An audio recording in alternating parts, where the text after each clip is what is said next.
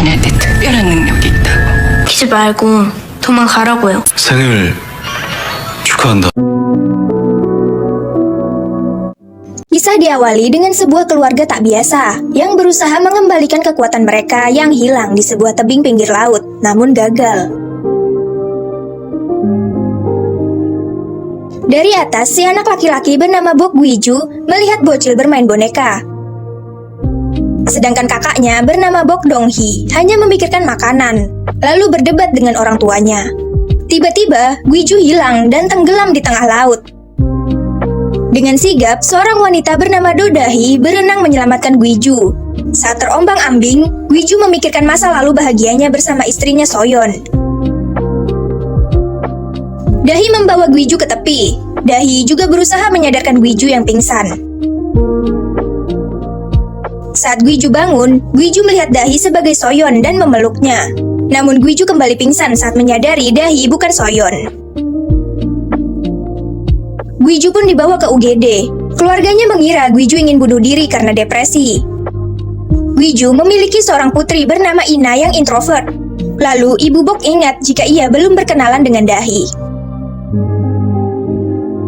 Di Illusion Spa, para terapis tengah membicarakan Ibu Bok yang akan pijat dan akan memberi hadiah pada terapis yang bisa membuatnya tidur.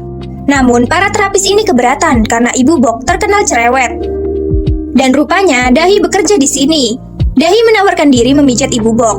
Setelah itu, Da-hee menawarkan teh pada Ibu Bok, lalu mulai memijat dengan keahliannya, dan membuat Ibu Bok tidur lelap. Saat bangun, Ibu Bok pun kaget dirinya bisa tidur.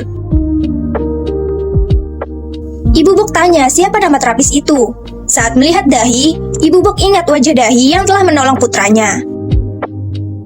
Saat Ibu Bok memberi hadiah, Da-hee menolaknya. Ibu Bok pun meminta Da-hee berkunjung ke rumahnya. Keesokannya, Da-hee datang ke rumah Ibu Bok. Saat masuk, rumahnya luas dan besar, namun terasa sunyi. Da-hee melihat ke sebuah ruangan dan terpana dengan koleksi barang-barangnya. Setelah itu, Ibu Bok mengajak Da-hee ke taman. Sedangkan Gwiju terus murung di kamarnya yang berantakan bersama puluhan botol alkohol. Ibu melarang Gwiju keluar, namun Gwiju tak menghiraukan. Da-hee menawarkan teh dan pergi ke dapur. Di sana ada Gwiju yang kesusahan membuka alkohol dengan gunting. Da-hee ingin membantu, namun Gwiju tak peduli. Saat Gwiju akan pergi, Da-hee menjatuhkan alkohol itu, lalu cepat-cepat membersihkan pecahannya agar tak mengenai Gwiju. Ibu Bok datang dan senang melihat Da-hee yang membantu Gwiju kembali. Saat sendiri, Da-hee membuat teh dan mencampurkan obat tidur ke dalamnya. Namun, ada seseorang yang lewat. Setelah itu, Da-hee memijat Ibu Bok sambil cerita jika ia yatim piatu dan sudah 2 kali menikah namun pernikahannya selalu gagal. Suami pertamanya selingkuh, dan yang kedua sangat kasar jika mabuk. Lalu, Ibu Bok bercerita jika Gwiju juga pernah menikah, namun istrinya meninggal karena kecelakaan dan membuat Gwiju depresi sampai sekarang.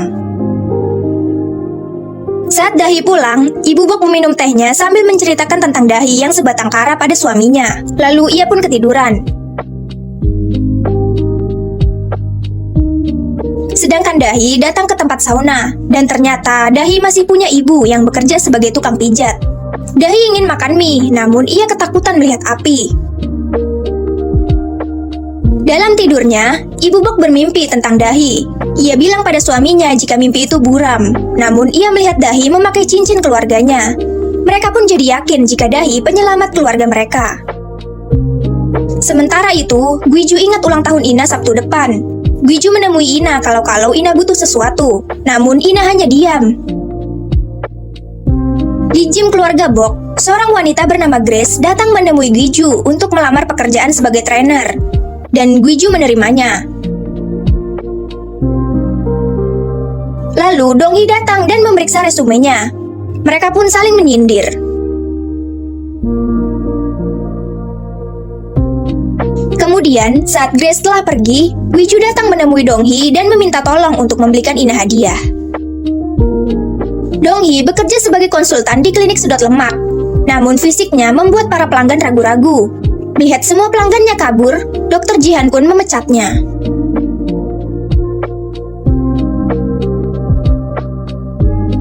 Setelah itu, Dong-hee datang membeli roti sebagai pelarian sedihnya. Namun saat bayar, semua kartunya mencapai limit, dan ia pun terpaksa memakai uang hadiah Ina. Waktu berlalu dan ulang tahun Ina pun tiba. Ibu Bok dan suaminya sibuk menyiapkan acara. Mereka juga mengundang Dahi. Gwiju tanya pada Dong-hee di mana hadiahnya. Namun Dong-hee mengelak. Gwiju pun mengerti jika uangnya dibelikan makanan. Lalu Dahi datang. Dong-hee tanpa basa-basi tanya, benarkah kau mau menikahi Gwiju? Lalu saat duduk, Ibu Bok membahas perjodohan. Gwiju pun langsung menjelaskan tentang putrinya yang introvert dan sulit didekati. Dan bisa-bisa Dahi dicap sebagai ibu tiri jahat.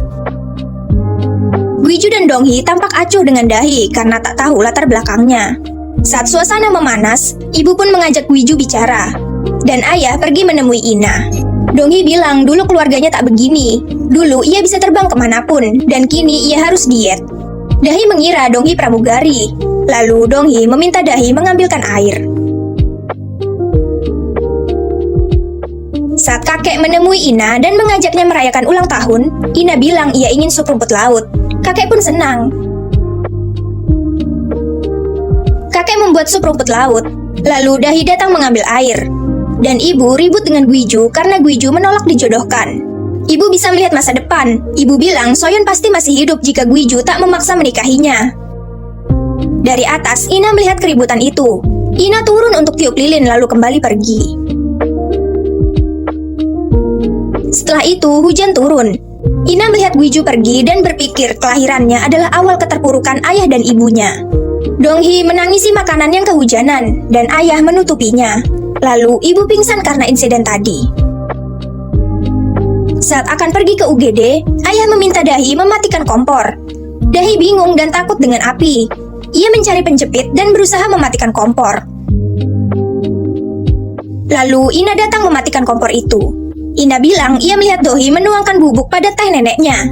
Dahi beralasan itu bubuk akar manis. Setelah itu, Gwiju datang ke makam Soyeon.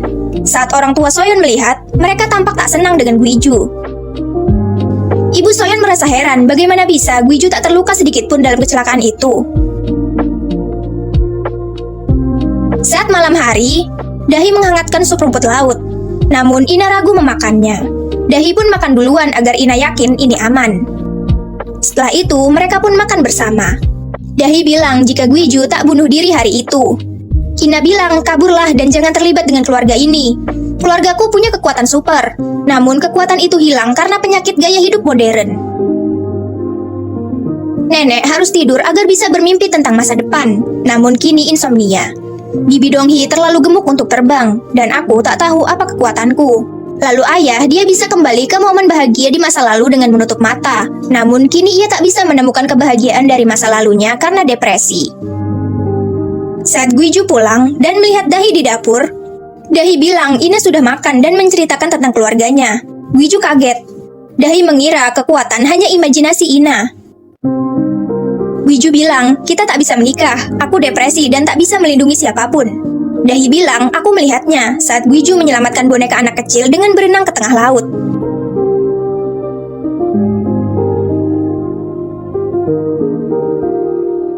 Setelah itu, Dahi pun pamit pulang. Di rumah, Dahi bersiap tidur. Lalu ibunya datang membangunkannya. Ternyata Grace adalah kakak Dahi. Dahi dan keluarganya spesialis penipu pria kaya. Kakaknya berperan selingkuh dengan suami pertamanya Dahi agar Dahi bisa cerai. Lalu Dahi melukai dirinya sendiri saat suami keduanya mabuk dan tak ingat kejadian itu saat di pengadilan. Dan mereka kini mengincar keluarga Bok. Dahi pun menceritakan apa yang Ina ceritakan sambil menertawakannya dengan keluarganya. Dan keluarga Bok akan mewariskan gedung pada anaknya yang menikah lebih dulu. Sementara itu, Gwiju menemui Ina untuk memberikan hadiah ulang tahun berupa boneka. Dan Gwiju memberikannya setiap tahun. Ina ingat, dulu Gwiju bilang boneka ini pelindungnya saat ayahnya pergi. Tiba-tiba, Gwiju pun pergi saat di mobil. Dan Soyeol merasa sedih dengan suaminya. Lalu Soyeol menabrak pembatas jalan. Dan kecelakaan pun terjadi.